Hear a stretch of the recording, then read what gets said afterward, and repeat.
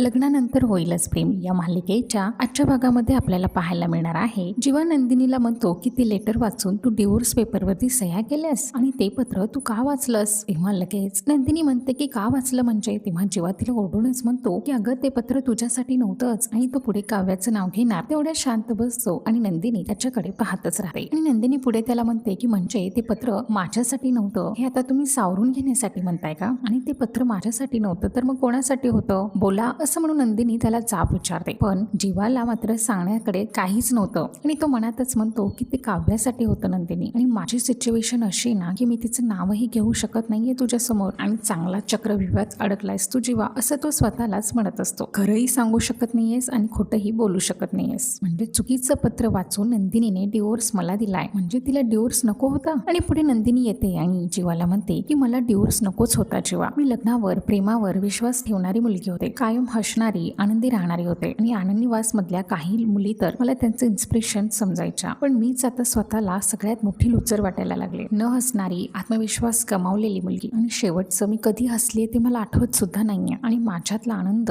तुमच्यामुळे हरवलाय जीवा असा ती जाब जीवाला देते आणि माझ्यातली जादूच नाहीशी झालीये तुमच्यामुळे आणि तुमच्या मागे फिरून फिरून मी माझ्यातली नंदिनी हरवून बसले माझ्यातलं हसू हरवून बसले आणि यासाठी मी तुम्हाला कधीच माफ करणार नाही. हे सगळं ऐकून जीवाला मात्र खूप मोठा धक्का बसतो. तर पुढे आपल्याला पाहायला मिळतं इकडे पार्थ हा काव्याच्या रूम मध्ये येतो म्हणजेच त्याच्या स्वतःच्या रूम मध्ये आणि काव्या तिथे झोपलेली असते आणि पार्थ काव्याकडे पाहतच राहतो आणि त्यानंतर पार्थला मात्र काव्याचे सगळे क्षण आठवू लागतात जसं काव्याने त्याच्यासाठी सिनेमन कॉफी बनवली होती साबुदाण्याची खिचडी घेऊन गेली होती असे सगळे प्रकार पार्थला आठवत असतात आणि तो खूप खुश होतो आणि काव्याकडे पाहतच राहतो आणि पुढे तो तिला पाहत म्हणतो की काव्या वैतागून आपण कोर्टाची पायरी चढलोय पण आता मला असं वाटतं शहाण्या माणसाने कोर्टाची नाही तर मैत्रीची पायरी चढा आणि ती पायरी मी चढायला तयार आहे असं पार्थ काव्याला सांगत असतो आणि तेही तुमचा हात पकडून आणि तेवढ्यात वीज कडाडते आणि पार्थने काव्याच्या हातावर हात ठेवलेला असतो. लगेच काव्या सुद्धा घाबरून पार्थचा हात हातात घेते. हे सगळं बघून मात्र पार्थला खूपच जास्त आनंद होतो आणि तो म्हणतो की कौल मिळाला आता मी आपल्या लग्नाला जिंकवणार आणि तो देवाकडे प्रार्थना करत म्हणतो की देवा मला आणि माझ्या काव्याला आणि आमच्या लग्नाला एक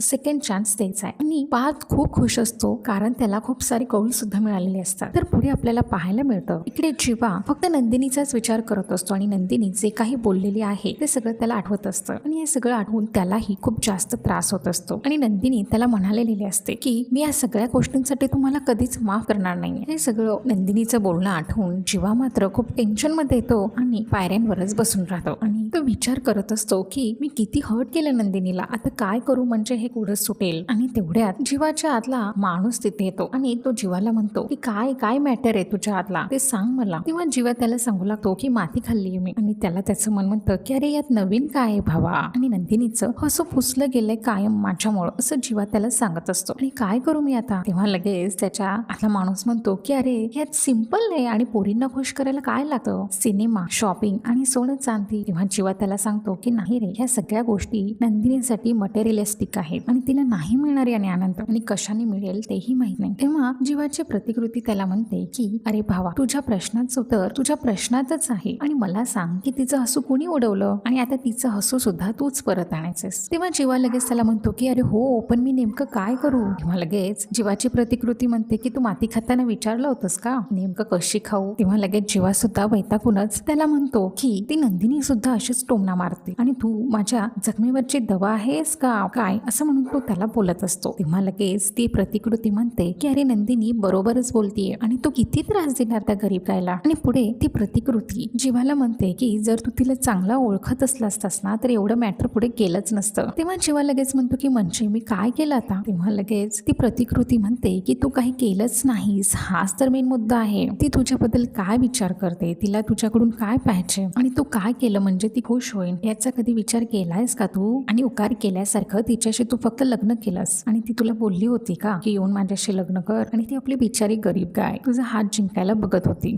आणि तू तिचं हर्ट ब्रेक केलंस. आणि जेव्हा वैतागूनच त्याला म्हणतो की तू किती बडबड करतोयस रे मला फक्त सोल्युशन दे. तेव्हा लगेच जीवाची प्रतिकृती त्याला म्हणते की तुला एवढं गरम होऊन नाही चालणार. तुला जर तिला जिंकायचं असेल आतापर्यंत तिने जसं तुला सहन केलं ना तसं तू तिला करायचं आणि तिच्या तोंडाचा फुगा झाला असेल ना तर तूच तिच्या तोंडातली हवा काढायची आणि आता तू लग्न आधीचा जीवा बनायचं. तेव्हा लगेच जीवा म्हणतो की त्या जीवाला मी केव्हाच विसरलो. तेव्हा लगेच जीवाची प्रतिकृती म्हणते की अरे तेच तर लफड आहे ना. आणि ती नंदिनी जीवाला विसरण्याच्या अगोदर तू त्या जीवाचा हात पकड आणि ती कशी हसेल, कशी तुझ्यामुळे खुश होईल याचा विचार कर. आणि कसं आहे ना, सध्या तुझं मीटर डाऊन आहे आणि त्याला जरा वर कर. तेव्हा जीवा लगेच म्हणतो की हे सगळं जमेल ना मला. आणि तेव्हा जीवाची प्रतिकृती त्याला म्हणते की अरे हे सगळं शक्य आहे, तुला होईल, तू कर पहिला. आणि हे सगळं ऐकून जीवा मात्र खूपच खुश होतो आणि तो म्हणतो की बघ आता मी काय करतो आणि दाखवतोच तुला. तेव्हा लगेच जीवाची प्रतिकृती त्याला म्हणते की अरे तुझा स्क्रू जरा ढिल्ला आहे का, मी तुला काय म्हटलं, तू फक्त दिखावा नको करूस, तिला खरं वाटेल असं वाग आणि तू जे काही करशील ना ते मनापासून कर. आणि तिचं हसू तुझ्यामुळे हरवलंय आणि ते तुझ्या जवळच सापडेल, फक्त मनापासून कर. आणि डिवोर्सची मुदत फक्त 6 महिन्यांची आहे, त्यामुळे सगळ्या गोष्टी पटापट हलव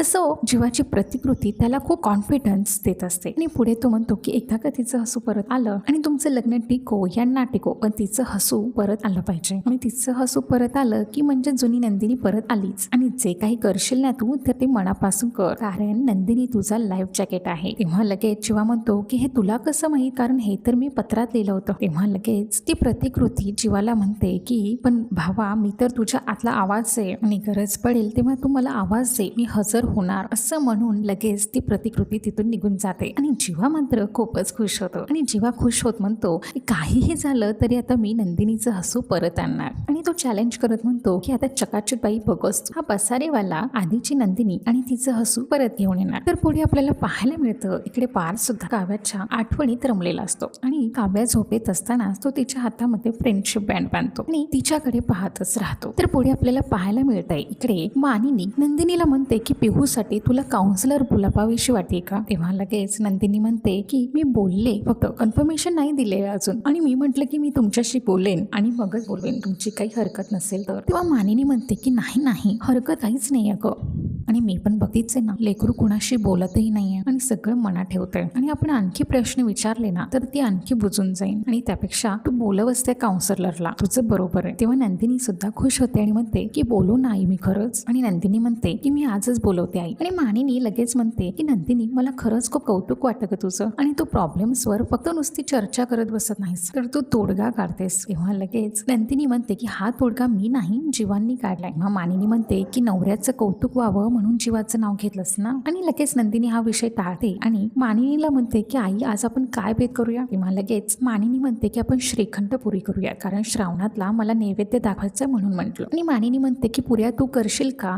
जीवा तिथे येतो आणि जीवा म्हणतो की ती एकटी का करे नाही, आणि तो म्हणतो की शेअरिंग इज केअरिंग ना. आणि लगेच तो पुढे म्हणतो की नंदिनीला हेल्प करायला मी थांबेन घरी. तेव्हा नंदिनी लगेच म्हणते की तुम्ही पुऱ्या करणार, आणि ती हसत असते. तेव्हा लगेच मानिनी हसतच नंदिनीला म्हणते की तू हसू नकोस हा, त्याला माझी सासू वरून टोमणे मारेल तुला. आणि पुढे मानिनी म्हणते की अगं ह्याच्या आजींनी ह्याला खूप साऱ्या गोष्टी शिकवल्यात आणि जीवाला बऱ्याच गोष्टी येतात, कारण त्याच्या आजींनी त्याला शिकवल्यात आणि आजीच्या तालमी तयार झालेत साहेब. तेव्हा लगेच नंदिनी म्हणते की कमाल आहे, पण मला याबद्दल काहीच माहित नव्हतं. तेव्हा लगेच जीवाई म्हणतो की आपने अभी तक हमें पहचाना ही का है. आणि तो काही बोलणार तेवढ्यात मानिनी त्याला बाहेर हाकलून देते आणि तो म्हणतो की अगं सॉरी, तुम्हाला हसवण्यासाठी गंमत केली मी. आणि त्याच वेळी लगेच जीवा मानिनीला म्हणतो की तू बाहेर जा. ऐकून मानिनीला मात्र खूप मोठा धक्का बसतो आणि लगेच सावरून घेत म्हणतो की अगं आई तू बाहेर जा आणि आराम कर. आणि पुढे म्हणतो की असं काय करतेस, मला काळजी आहे तुझी. आणि मानिनी तिथून बाहेर जात. आणि मानिनी गेल्यानंतर ना लगेच नंदिनी रागानेच जीवाकडे पाहत राहते. तर पुढे आपल्याला पाहायला मिळतं इकडे काव्या जोर जोराने देशमुख असं ओरडत असते आणि केस पार्थ बाथरूम मधूनच बाहेर येतो, कारण तो शेविंग करत असतो. आणि पार्थ येऊन म्हणतो की काय झालं, एवढ्या जोराने का ओरडत होता तुम्ही. आणि लगेच काव्या जीवा पार्थला म्हणते की काल रात्री तुम्ही झोपेत माझा गैरफायदा घेतला. तेव्हा लगेच पार्थ म्हणतो की काय गैरफायदा घेतला मी, काही काय बोलताय. तेव्हा लगेच काव्या फ्रेंडशिप बँड जीवा काव्याला दाखवत असते. तेव्हा लगेच पार्थ तिला म्हणतो की तुमचे स्पेक्स फुटलेत ना, फ्रेंडशिप बँड आहे आणि काल रात्री मी बांधलं.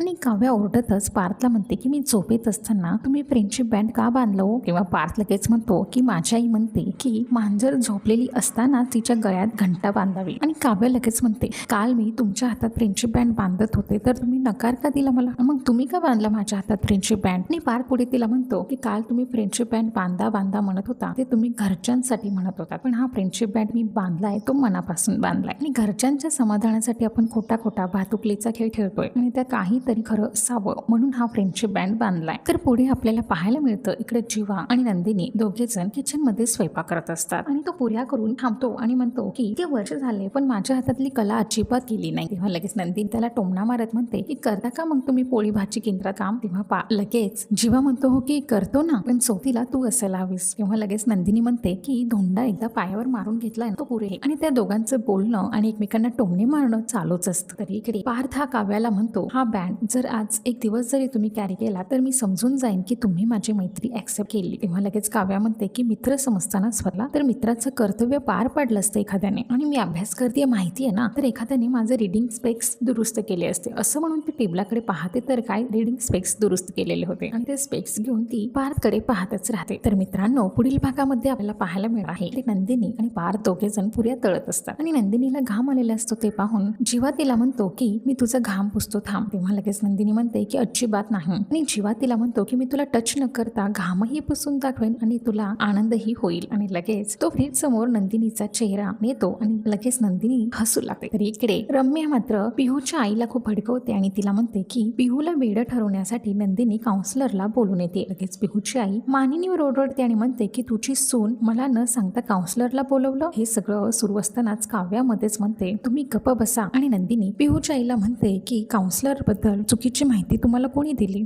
आणि ती रम्याकडे पाहू लागते. तर मित्रांनो आता पुढे येणाऱ्या भागात नेमकं काय घडणार हे पाहण्यासाठी आपल्या चॅनेल